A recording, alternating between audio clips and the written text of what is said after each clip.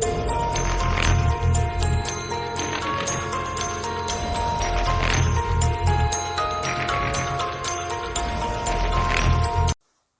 there. Welcome to the Learning of Engineering tutorial video lecture. In this video lecture, we are discussing about analysis of composite bar.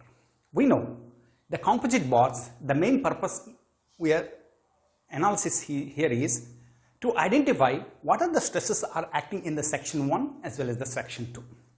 The definition of the composite bar or the composite material, it is the constitution of the two materials or more than two materials we are using to get the proper strength to that material. If a single crystal material is not able to get it, so then what happens? We are using the composite materials. For example, you can take a pillar of the civil structures.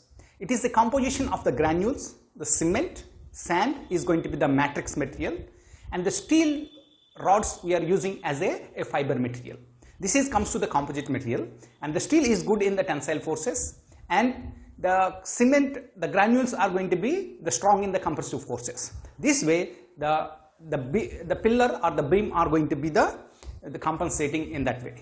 Suppose you can take the composite materials like glass fibers, epoxy resin. In this resin is the matrix material. So then what will happen in this case?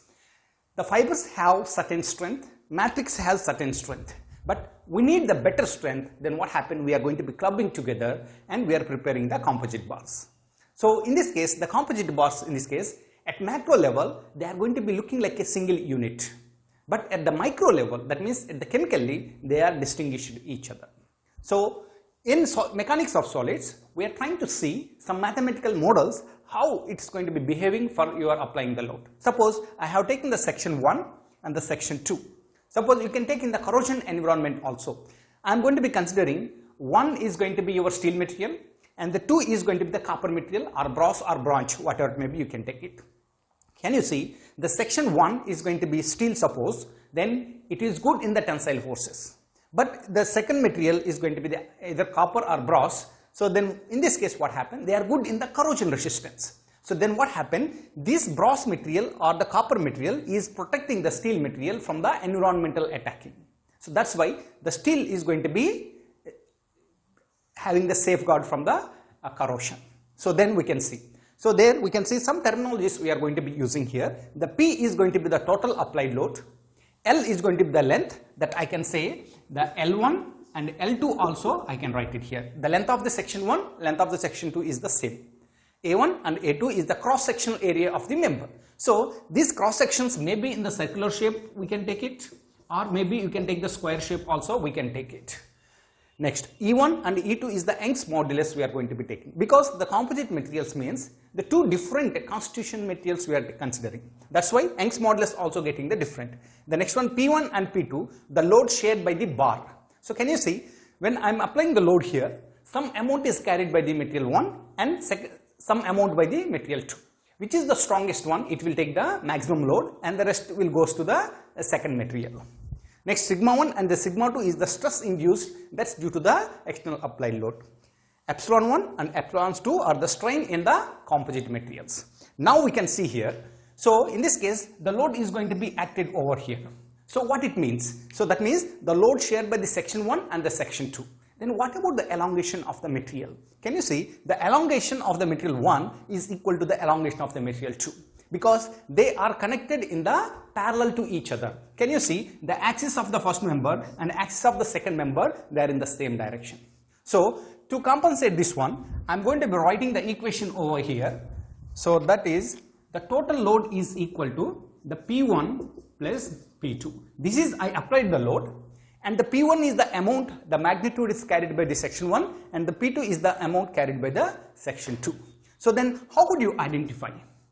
Right? So how could you identify here? So we know the stress induced to the material in this case we have, that's going to be sigma 1 is equal to P1 by A1 we are getting, and similarly the stress induced in the section 2 is the P2 by A2.